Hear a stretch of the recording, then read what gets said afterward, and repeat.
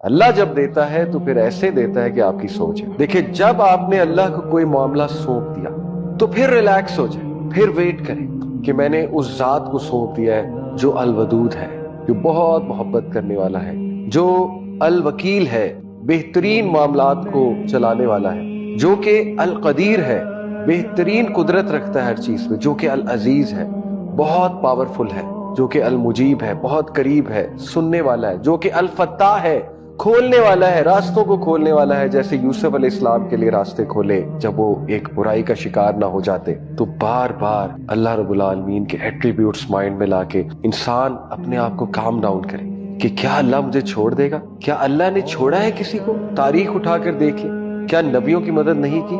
क्या अपने बंदों की मदद नहीं की?